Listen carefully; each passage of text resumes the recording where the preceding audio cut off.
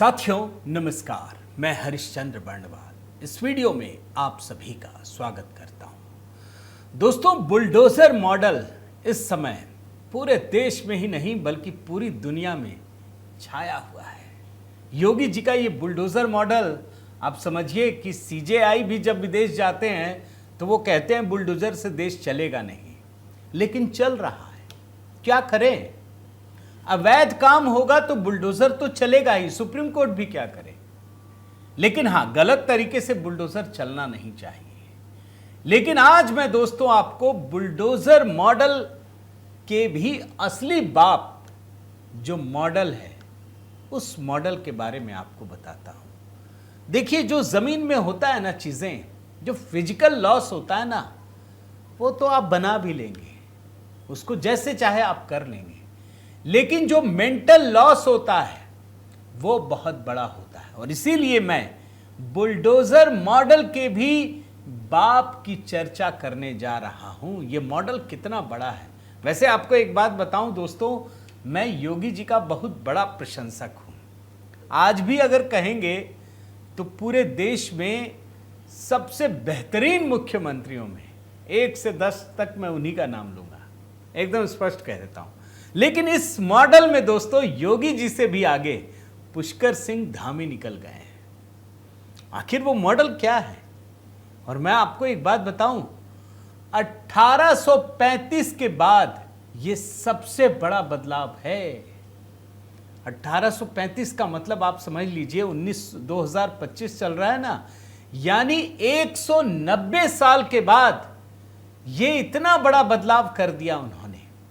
और चर्चा भी नहीं हुई। अगर कहीं पर भी आपने मेन स्ट्रीम मीडिया में ये खबर देखी हो तो जरूर बताइएगा कमेंट में। किसी बड़े चैनल में अगर आपने, बड़े क्या छोटे चैनल में भी अगर आपने डिबेट भी देखा हो तो जरूर लिख दीजिएगा कमेंट में। मैंने तो नहीं देखा, और इसीलिए 4-5 दिन पहले जो इतनी बड़ी खबर आई दोस्तों, उस पर चर्चा करना जरूरी है। ये बुलडोजर मॉडल का बाप है। ये योगी जी से आगे निकलने की एक शानदार होड़ है। अच्छी है ये तो, अच्छी चीज है, मैं इसको नेगेटिव नहीं लेता। बावजूद इसके जब मैं योगी जी का बहुत बड़ा फैन हूं। आखिर वो मॉडल क्या है, क्या कर दिया उन्होंने, कैसे इतनी बड़ी खबर मैं बता रहा हूं, जरा आपको मैं तफसील से दिखाता हूं। यही डिकोड करना चाहता हूं। लेकिन आपसे निवेदन है दोस्तों, कमेंट जरूर कीजिएगा। देखिए, हर व्यक्ति तक ये वीडियो भी पहुंचाइए, लाइक कीजिए, कमेंट कीजिए, अपनी राय तो दीजिए ही दीजिए।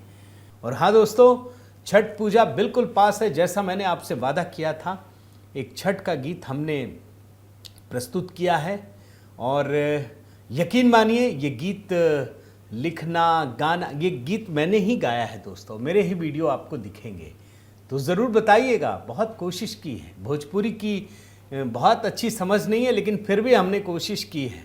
तो आप देखिएगा कि छठ पूजा जिसको लेकर इतनी महत्ता है और पूरी दुनिया में लोग जिस श्रद्धा और विश्वास से मनाते हैं, उसी को हमने इस गीत में डिकोड करने का प्रयास किया है। ज़रूर कमेंट कीजिएगा, मैंने कमेंट में भी डाल दिया है। आइए शुरू करते हैं दोस्तों।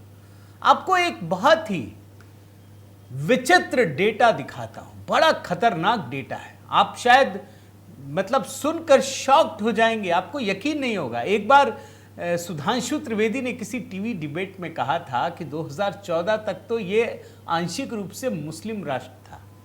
तब मैंने ये रिसर्च भी किया था। मैं आपको वो डेटा बिल्कुल चंद सेकंड्स में आपको दिखा देता हूं। क्या आप जानते हैं 1850 तक इस देश में कितने गुरुकुल थे? जानते हैं? 7,32,000 गुरुकुल थे।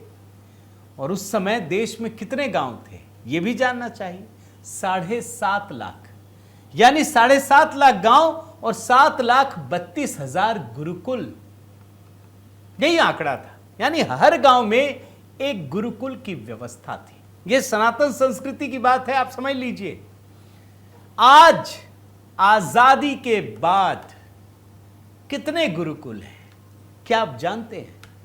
जो लेटेस्ट डेटा मुझे मिला दोस्तों, इस समय गुरुकुल की संख्या घटकर सिर्फ 4,000 रह गई है। 7,32,000 और अब गुरुकुल की संख्या सिर्फ 4,000। ये मैकॉले की शिक्षा पद्धति का असर तो था, लेकिन उससे अधिक हमारे देश के आजाद भारत के ये कांग्रेसी शासनकाल का असर। अब थोड़ा आप उसमें चले आइए, गुरुकुल की जगह मदरसों की बात कीजिए। आप जानते हैं आजाद भारत में कितने मदरसे थे आजादी के समय? वो भी तब जब एक नया मुस्लिम राष्ट्र बन गया। सिर्फ 88 मदरसे थे आजादी के समय, और आज कितने हैं? ये भी मैं 2006 का ही आंकड़ा दिखा देता हूं। इस समय 5 लाख मदरसे, 2006 की बात बता रहा हूं, उसके बाद तो कितना पानी बह गया। ये मैं जो आंकड़े मेरे पास मिले, यानी हर गांव में एक मदरसा, यानी सारे गुरुकुल खत्म हो गए और उसकी जगह मदरसों ने ले ली। ये भारत का विकास है जो कांग्रेस ने किया है, ये मैं आपको दिखा रहा हूं। अब पुष्कर सिंह धामी ने क्या किया दोस्तों, ये समझने का प्रयास कीजिए। उत्तराखंड में मदरसा बोर्ड हमेशा हमेशा के लिए खत्म कर दिया गया है, और ये भारत में उत्तराखंड पहला राज्य हो गया है जिसने मदरसा बोर्ड को हमेशा हमेशा के लिए खत्म कर दिया है। ये बड़ी खबर है। क्यों किया, कैसे किया, इसके पीछे की कहानी क्या है, क्या बड़ी खबर है, कितना बड़ा बदलाव होगा, ये जानना जरूरी है दोस्तों। और ये कितना बड़ा मॉडल है ये भी आप समझ जाएंगे। आप जानते हैं ना, लॉर्ड मैकॉले ने क्या कहा था? उसने कहा था कि हम भारत में एक ऐसा एजुकेशन सिस्टम बनाएंगे जिसमें इंसान शरीर से तो भारतीय होगा, लेकिन दिमाग से वो अंग्रेज होगा। वही परिस्थिति है भाई, वहां हाउस ऑफ लॉर्ड्स चलता है, यहां आप जानते हैं सुप्रीम कोर्ट के जज खुद ही को नियुक्त कर लेते हैं। लेकिन वो अलग चीज है, मैं शिक्षा पद्धति की बात कह रहा हूं। और वास्तव में इस देश में बहुसंख्यक आबादी अब दिमाग से अंग्रेज हो गई है। मदरसा एक अलग कड़ी है दोस्तों। अब आप सुनिए असली खबर क्या है। उत्तराखंड के राज्यपाल लेफ्टिनेंट जनरल गुरमीत सिंह, जो सेवानिवृत्त हैं, उन्होंने अल्पसंख्यक शिक्षा विधेयक को मंजूरी दे दी, और इसके साथ ही उत्तराखंड देश का पहला राज्य बन गया जहां मदरसा बोर्ड को समाप्त कर अल्पसंख्यक शिक्षा संस्थानों को मुख्य धारा की शिक्षा प्रणाली से जोड़ने का फैसला कर लिया गया। ये जो हस्ताक्षर है ना दोस्तों, 6 अक्टूबर को उत्तराखंड अल्पसंख्यक शिक्षा विधेयक को मंजूरी मिल गई है, राज्यपाल ने मंजूरी दे दी है। और ये जो विधेयक है ये 2 महीने पहले विधानसभा में पारित किया गया, 20 अगस्त को ही पारित किया गया था दोस्तों। और ये वास्तव में बहुत बड़ी खबर थी। ये एक ऐतिहासिक फैसला था पूरे देश के लिए। उत्तराखंड अल्पसंख्यक शिक्षा विधेयक 2025। और अब देखिए इस ट्वीट में आपको समझ में आएगा कि इसमें क्या क्या चीजें हो रही हैं। अब सिर्फ मुस्लिम संस्थानों को ही मान्यता नहीं है, ये नहीं कि सिर्फ मुसलमानों के लिए ही अलग कानून हो गया। अब मुस्लिम संस्थानों के साथ साथ सिख, जैन, ईसाई, बौद्ध, पारसी सारे संस्थानों को मान्यता मिली है। और विद्यार्थियों के हितों की सुरक्षा होगी, सरकार की सब पर निगरानी होगी, चाहे वो मदरसा हो, चाहे वो स्कूल हो, चाहे कुछ भी हो। आप जो छात्रवृत्ति देते हैं, आप कुछ भी करते हैं, स्कूलों के अंदर पढ़ाई कैसे होती है, क्या पढ़ाते हैं, क्या अंदर सिखाते हैं मदरसों के अंदर, उन सब पर सरकार की नजर होगी। और जब मैं आपको ये बात बता रहा हूं तो एक चीज याद दिलाना जरूरी है। उत्तराखंड ही पहला राज्य है दोस्तों जिसने यूनिफॉर्म सिविल कोड लागू कर दिया है। 27 जनवरी 2025 को उत्तराखंड ने यूनिफॉर्म सिविल कोड लागू कर यह देश का पहला राज्य बन गया है। अब सवाल यह है कि उत्तराखंड मदरसा बोर्ड को खत्म करने की जरूरत क्यों पड़ी? आप आंकड़े सुनिए, आप चौंक जाएंगे। और तब मैंने आपको जो शुरू में बताया ना, गुरुकुल और मदरसों की चर्चा, राज्य में करीब करीब 1000 मदरसे थे। कुछ तो चल रहे थे पंजीकृत रूप से, लेकिन आधे करीब करीब अवैध रूप से भी चल रहे थे। इसमें पढ़ने वाले बच्चों का सत्यापन, आर्थिक स्रोत, इन सब के बारे में बड़ी खबरें आ रही थी। और उसके बाद मुख्यमंत्री पुष्कर सिंह धामी ने, उनकी सरकार ने फरवरी महीने में इसकी जांच के आदेश दिए थे। अब जानते हैं इस जांच में क्या पाया गया? कान खड़े हो जाएंगे सुन करके, ये चलता कैसे? दोस्तों 450 मदरसे पंजीकृत थे जो शासन को, मतलब सरकार को दस्तावेज, बैंक खाते, आय व्यय सब कुछ ब्यौरा देते थे। 450, लेकिन जो पंजीकृत नहीं थे, जिसकी मान्यता नहीं थी, 500 से अधिक मदरसे। सोचिए, एक समय कहता था ना कि भारत में व्हाइट मनी से ज्यादा तो ब्लैक मनी है मार्केट में, सरकार कुछ नहीं कर पाएगी। अरे जहां 50% से अधिक ब्लैक मनी हो, सरकार कुछ नहीं कर सकती। दुनिया की कोई सरकार, ये भारत की स्थिति थी। मोदी सरकार ने सब कुछ व्हाइट में कर दिया, जकड़ लिया, ब्लैक में कुछ नहीं करने देंगे, इलीगल नहीं होगा। 450 पंजीकृत और 500 से अधिक जो हैं वो बिना किसी मान्यता के, और वो भी जो अवैध मदरसे हैं वो नेपाल सीमा में है। सवाल है चलते कैसे हैं भैया? पैसा देता कौन है इसको? ये तो मांगते भी नहीं है सरकार से। कांग्रेस की सरकार आएगी तो ले लेंगे, कोई बात नहीं, लेकिन बाकी समय चलता कैसे? पता चला दोस्तों कि हवाला से पैसा आ रहा है, अवैध तरीके से पैसा आ रहा है। यानी ये सिर्फ शिक्षा के नजरिए से ही नहीं, देश की सुरक्षा, इस राज्य की सुरक्षा, इन सब के लिए खतरा था। और ये जमीनी हकीकत राज्य सरकार ने महसूस किया और तब फैसला किया कि अब जितने भी शिक्षा संस्थान है उसको अपने हाथ में लेना ही पड़ेगा। और 20 अगस्त को दोस्तों उत्तराखंड अल्पसंख्यक शिक्षा विधेयक को विधानसभा से पारित किया गया।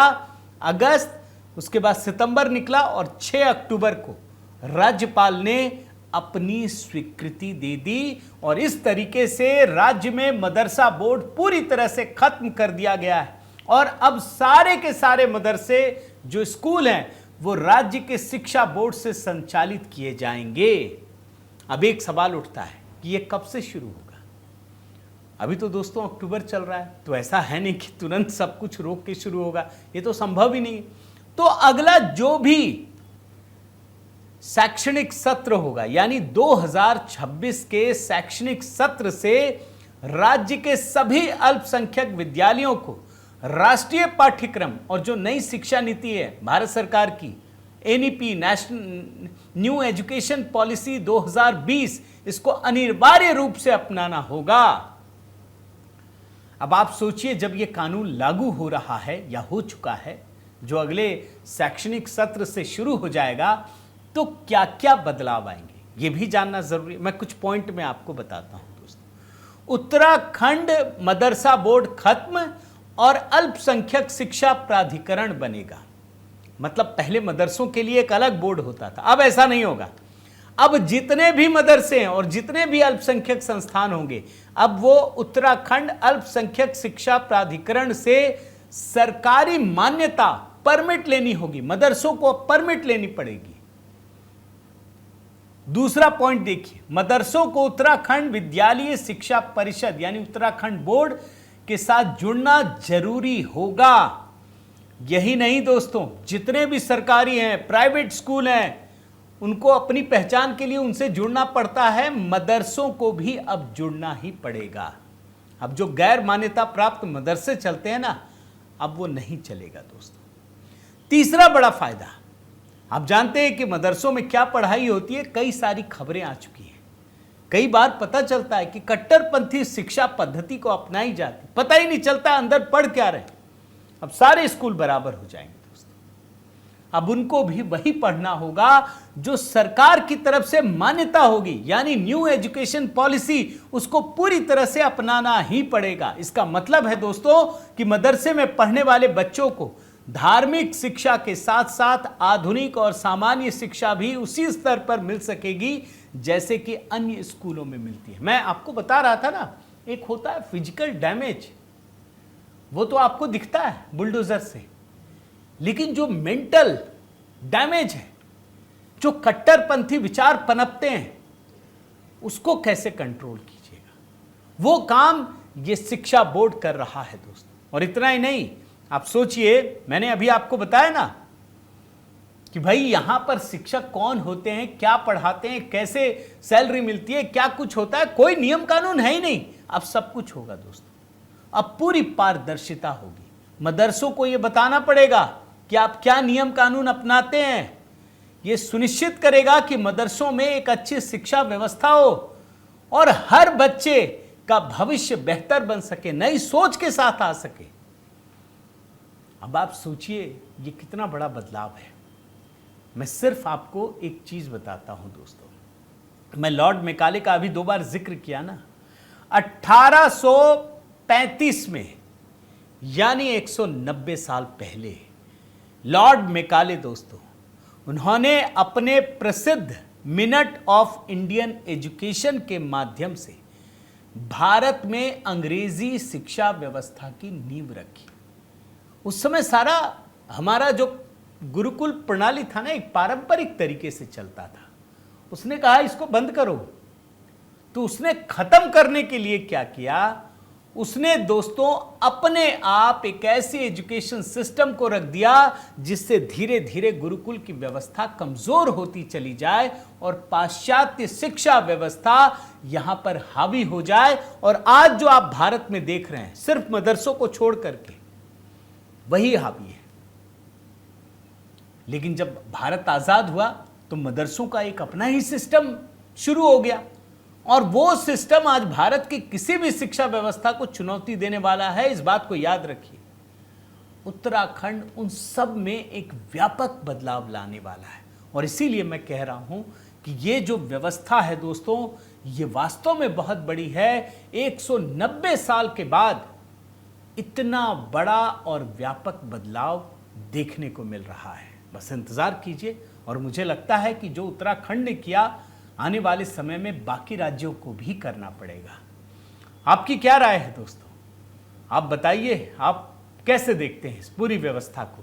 कितना बड़ा फर्क आएगा जब मदरसों पर सरकार का कंट्रोल होगा? मैं निवेदन करता हूं दोस्तों, कमेंट तो कीजिए ही, साथ ही अगर आपने चैनल सब्सक्राइब नहीं किया है तो ज़रूर कीजिए, लाइक कीजिए, बेल आइकन दबाइए। और हाँ, HB मेलोडी पर दोस्तों छठ पूजा पर पहला गीत अपलोड किया है। ये मेरी ही आवाज़ में है, मैंने ही शूट किया है दोस्तों। वहाँ जितना आप कमेंट करेंगे, आशीर्वाद देंगे, मैं आपको प्रणाम करता हूँ। बहुत बहुत धन्यवाद। जय सिया राम।